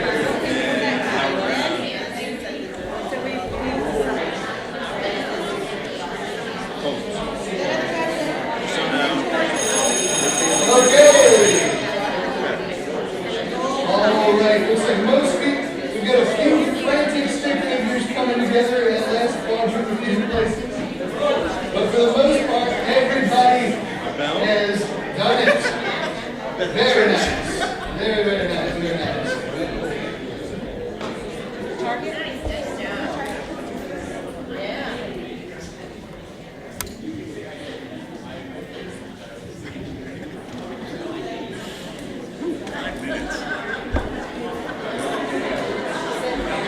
Okay, folks. All right, so here's what's going to happen next. So just let you know where we are. We are going to end at 5:30 sharp, if not even a minute or so before, with the drinks reception coming right outside. But we have a couple quick things we're going to do before we close. One, we're going to get some feedback on these creations, and then we're going to talk a little bit about experiments, and we're going to wrap up. But I'd like you guys to try something.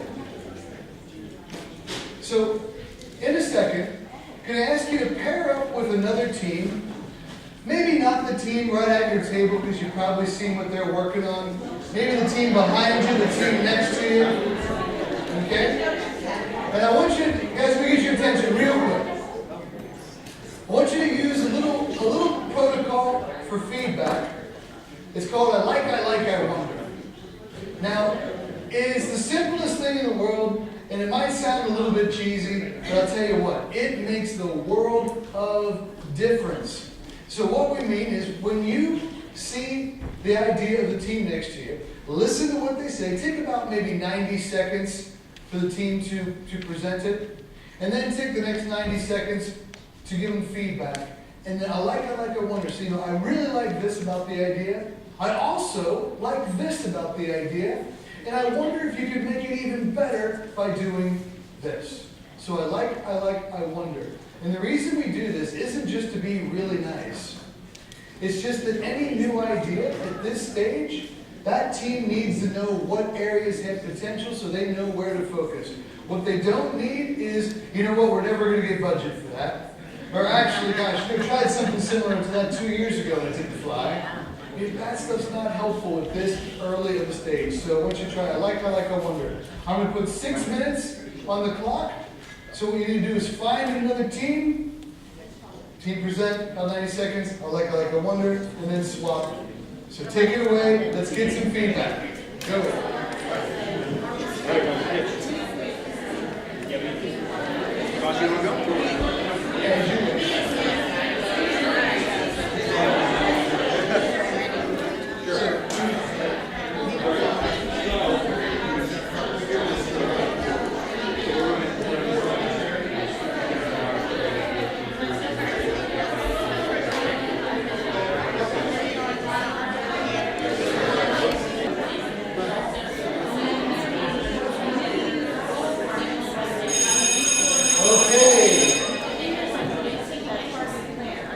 If you're wrapping up the presentation, please do so. But if you're finished, you're going to come back and have a seat.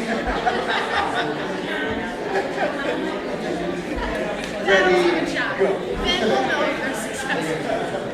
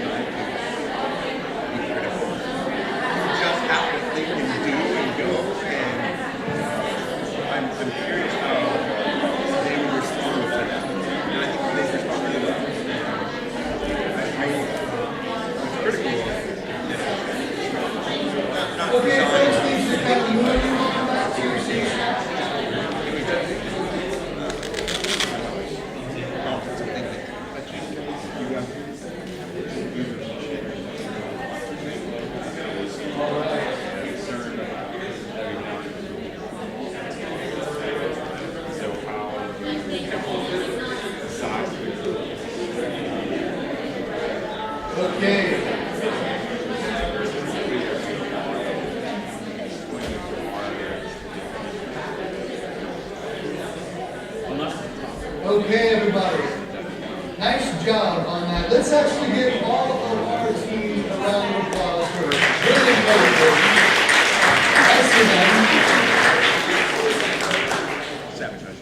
Okay. Now, tell you what we're going to do before we wrap. We're going to talk about sort of what happens next. We're going to talk about how experiments are designed and how they're tested. And then we're just going to have a discussion to sort of tie it off and kind of reflect on the things that we've done today that we can see taking back to our real world, in our districts, in our day-to-day work.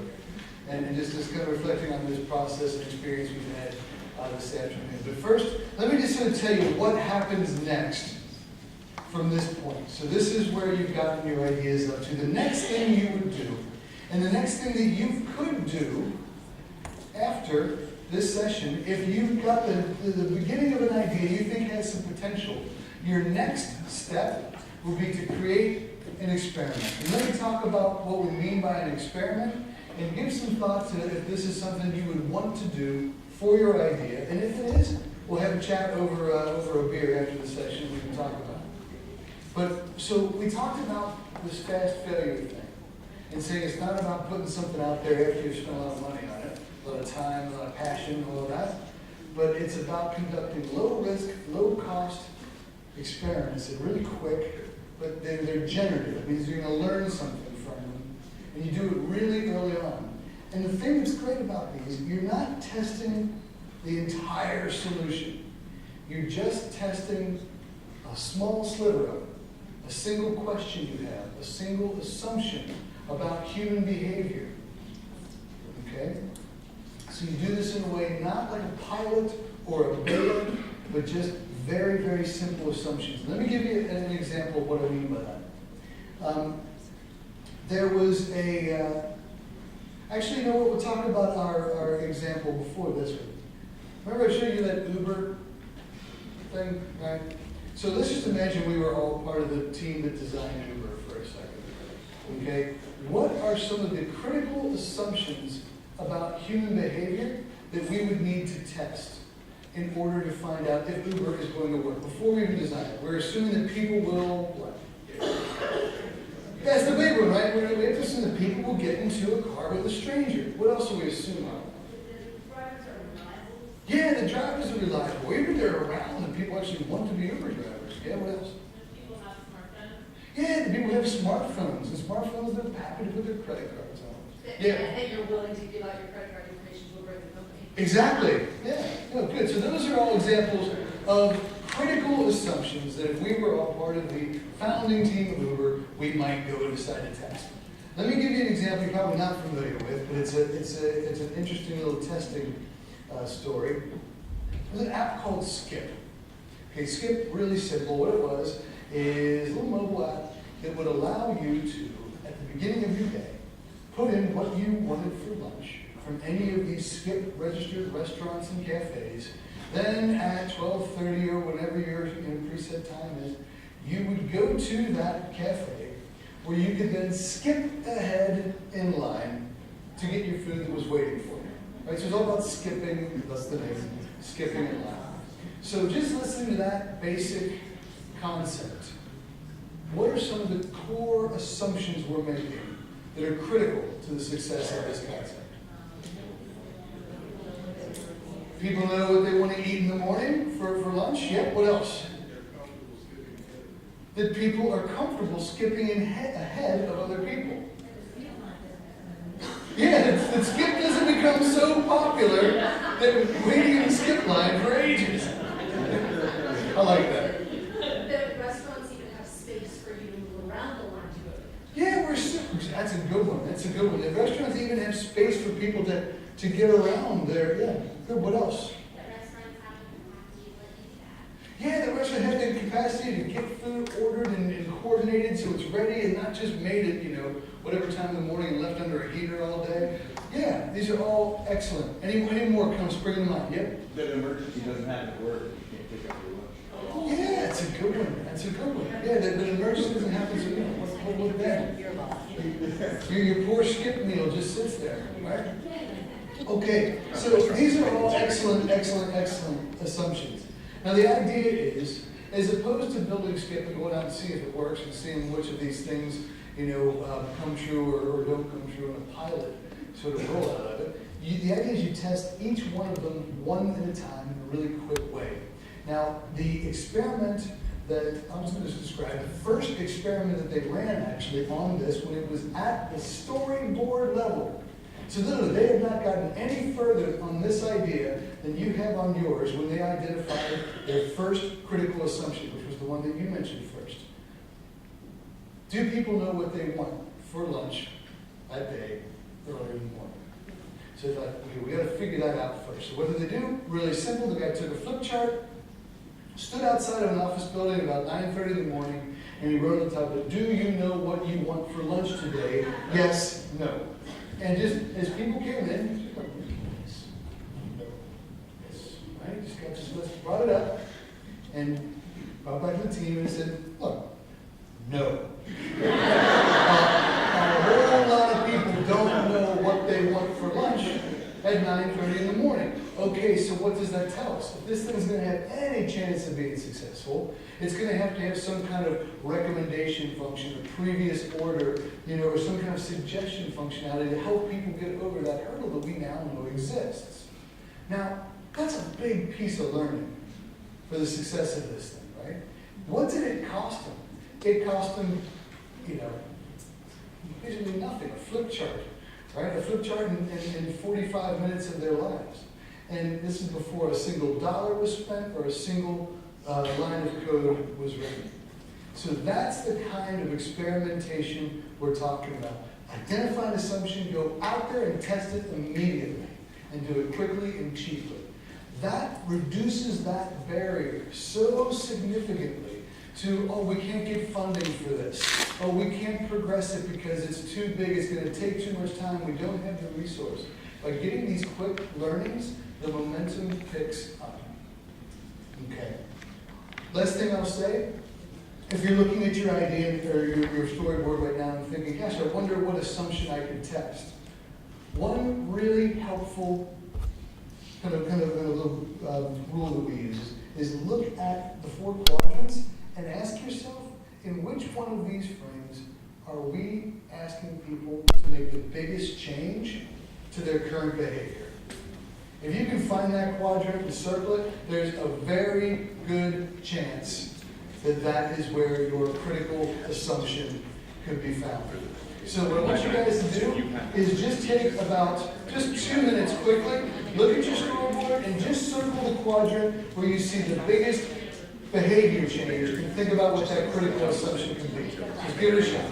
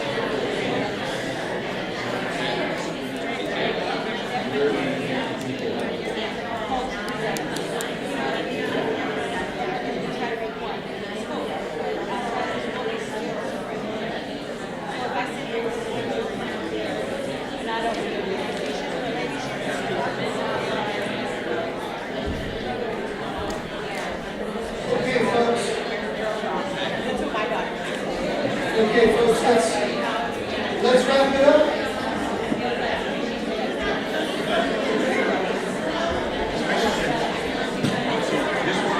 If you don't have to complete the hand, don't worry about it. We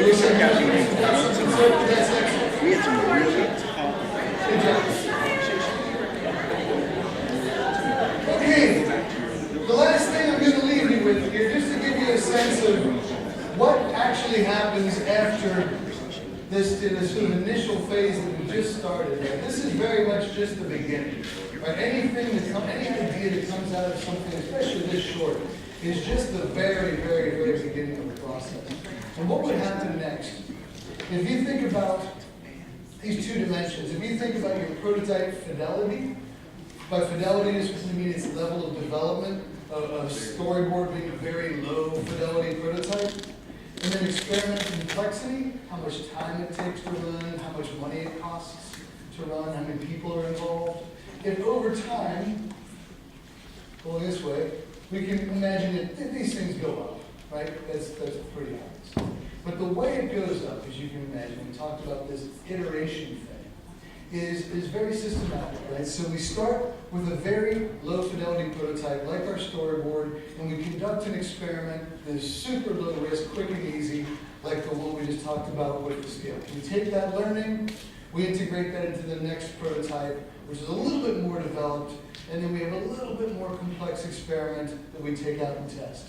And we go through these iterative cycles where the learning from progressively more developed prototypes goes into, from experiments goes into more developed prototypes, which you then continue to test until up here, you now have something that's at that pilot level or a beta level. It's pretty much the complete solution because you've moved through a few phases. And we talk about this early stage is all about just learning about the idea.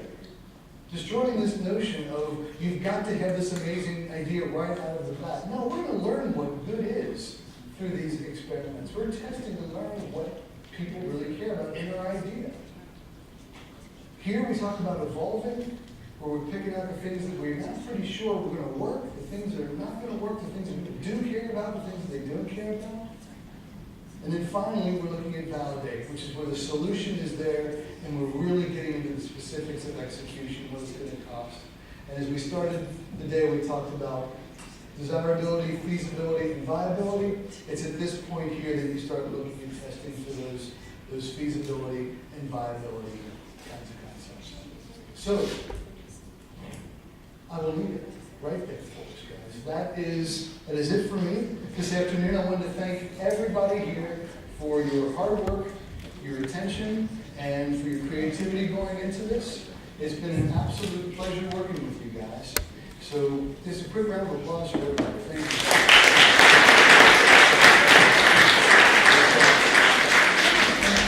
you. You know, actually, one thing.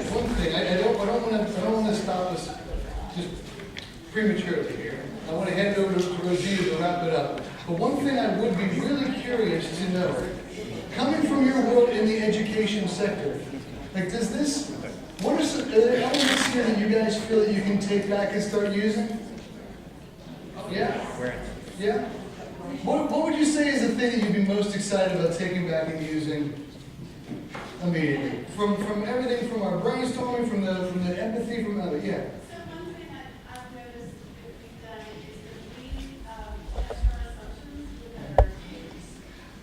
Interesting. Yeah.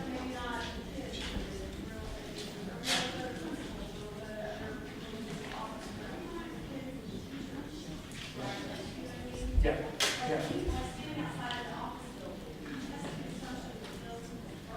Yeah. That's a really good point. That's really good. Testing our assumptions with educators first, as opposed to going to the audience to get to the relevant population. That's excellent. Anything else you guys would be excited to try out? I'm just personally really curious to hear. I think it's great how might be questions, and I would definitely take those back to use them with professional leaders, coaches, those people, just because it can be hard to develop those questions. Wonderful. Well, I think thanks Jen for those. I think that was Jen and Rebecca as well. Yeah, wonderful. Yeah.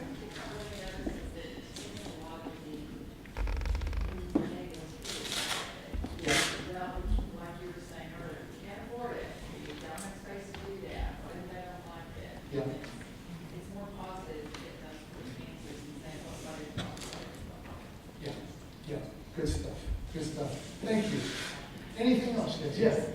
I also, new learning to be today about the process is that the product doesn't have to be finished before you can start testing. Yes. Testing the prototype, if the prototype can be a storyboard, Yeah. and I can test the storyboard ideas before I get to this, I've got this grand masterful plan. Yeah. Now we're gonna start testing it. You got it. That was new learning for me, that I don't have to be done. You got it. That's it. And that, well put, too. Well put. It doesn't have to be done before you can start testing it. Yeah. I think at the beginning, you all shared that getting people's perspectives and putting them first, sometimes in planning is more than implementing. And I think that whole activity of going into this other room and reading what people wrote and charting them out was very, very powerful. It's not like, I'm creating a plan for you. It's like you're generating your ideas based on the perceptions of other people. Thank you. Thank you. Okay, guys. Well, listen. I want to stay true to getting you guys out here a little bit early to go grab a drink. But I will say thank you so much. And as you go out, don't ever think you have to use this stuff in a big end-to-end process. You know, use the questioning, use the brainstorming, use it ad hoc. And I hope, wish you all the best of luck in trying this stuff out in your world. Thank you.